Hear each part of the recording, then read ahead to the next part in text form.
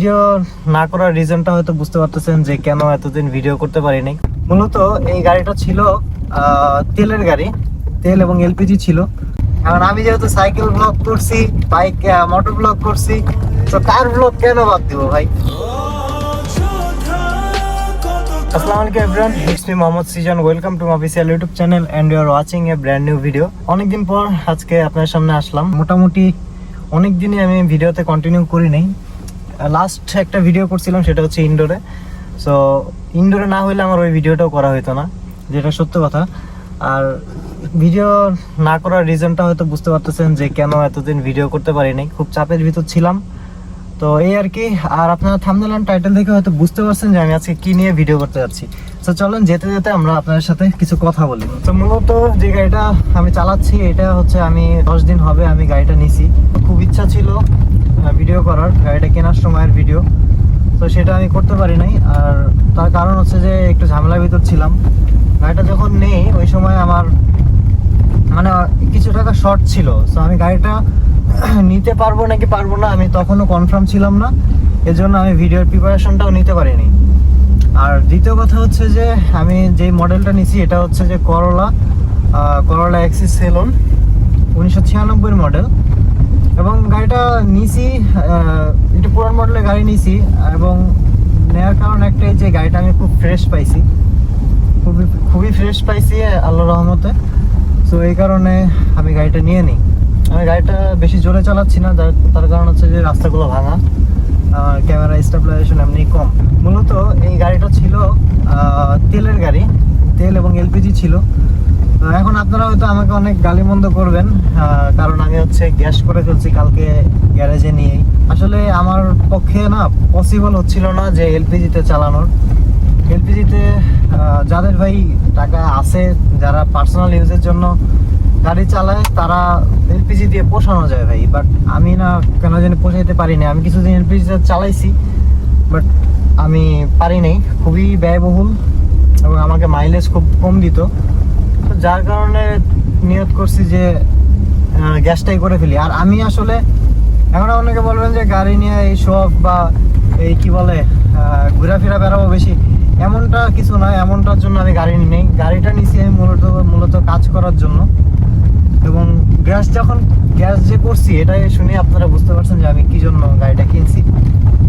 এখন সব কিছু মেনটেন করে চলতে হবে, বাস্তবতা আসলেই খুব কঠিন। এখন বাকিটা আপনাদের দোয়া, আপনাদের ভালোবাসা এবং দোয়া যদি সাথে থাকে তাহলে আল্লাহ ভরসা। আপনারা দোয়া করবেন যেন আমি একটা ভালো কিছু করতে পারি, আল্লাহ যেন আমাকে সামনের দিকে নিতে পারে। এবং আপনারা যারা আমার চ্যানেলটিকে সাবস্ক্রাইব করেন নাই, তারা কাইন্ডলি আমার চ্যানেলটা সাবস্ক্রাইব করে দেবেন। তো যাই হোক, অনেক কথা বলে ফেলছি। গাড়ির সিনেমেটিক শটটা আপনারা লাস্টের দিকে পাবেন, প্যারা নাই, চিল। তো আমার সাথে আছে হচ্ছে আমার ছোট ভাই। তো কিন্তু দেখানো যাচ্ছে না, আমি ক্যামেরাটা একটু অন্যভাবে সেট করছি, যেটা এখন ভাইরাল। সবাই এভাবে কার ব্লগিং করতেছে। কারণ আমি যেহেতু সাইকেল ব্লগ করছি, বাইক মোটর ব্লগ করছি, তো কার ব্লগ কেন বাদ দিব ভাই। এবং আলহামদুলিল্লাহ সাসপেনশন বলেন, ইঞ্জিন বলেন, গিয়ার বলেন, সব মোটামুটি আমার পছন্দ অনুযায়ী হয়েছে আর কি। এখন ভালোর শেষ নাই, বুঝছেন ভাই, ভালোর কিন্তু কোনো শেষ নাই। তো আমি পুরান মডেল হিসেবে আমার কাছে ভালো লাগছে বিধায় আমি সেই রাত 1টা বাজে যায় গাড়ি বায়না করছি ভাই। ঠিক আছে, ব্যাপারটা হইতেছে এরকম যে পছন্দের জিনিস, মানে যদি আপনার একটা জিনিস পছন্দ হয় তাহলে ওই জিনিসটার জন্য আসলে বসে থাকা যায় না। তো যাই হোক, যার কাছ থেকে গাড়িটা নিয়েছি সেও খুব ভালো মানুষ। কোন দিকে যাবো? সোজা বামে যাবো। তো চলেন আমরা এখন কিছু সিনেমেটিক শট নেই গাড়িটার, আপনাদেরকে দেখাই। আপনারা তো গাড়িটাই এখনো দেখেন না, ইনডোরটা দেখতেছেন। আর দোয়া করবেন যেন গাড়িটা নিয়ে আমি সুস্থ ভাবে কাজ করতে পারি। এবং অবশ্যই ঘুরবো ফিরবো তো ঠিক আছে ভাই, পকেটে টাকা না থাকলে না ওই ঘোরা টোরা এই মজাও লাগে না। তো কিছু পকেটটা একটু ভারী করব, দেন আপনাদের সাথে আমরা ঘুরবো, আপনাদেরকে ঘুরাবো। কই যাবো গা ভাই, আগে একটু রিল্যাক্স হই।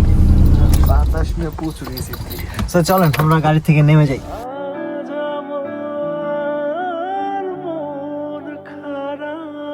মনে করে দেখো সেই প্রথম সকাল, তোমায় নিয়ে হেঁটেছিলাম, সাথে ছিল মহাকাল। কল্পনা করে দেখেছো কি ছেড়ে এসেছি, তোমায় পেয়ে যেন প্রথম আমি চাঁদ দেখেছি। ছিল। সো এত সুন্দর বাতাস যে আর গ্লাস নামায় চালানোটাই বেটার।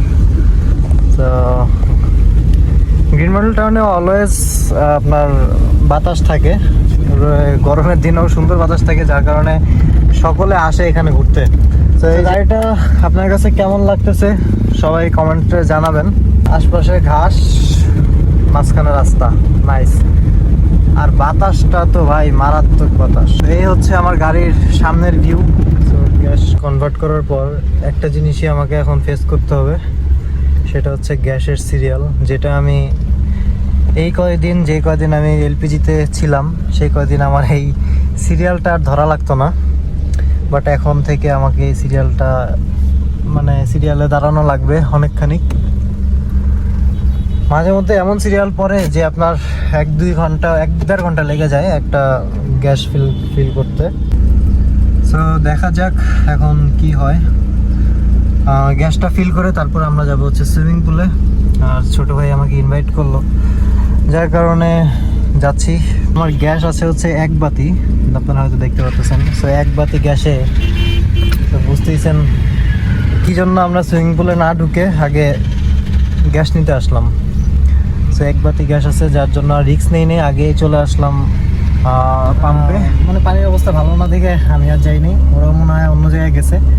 তো যাই হোক, আজকের ভিডিওটা আসলে আমি যে গাড়িটা কিনছি তো এটা নিয়েই। সো গাড়িটা কেমন হয়েছে সবাই কমেন্ট বক্সে জানাবেন এবং দোয়া করবেন আমার জন্য। অ্যান্ড নেক্সট ডে কী ধরনের ভিডিও আপনারা চান সেটাও কমেন্ট বক্সে জানিয়ে দেবেন, তাহলে আমি সেই সব ভিডিওগুলো আপনার সামনে তুলে ধরবো।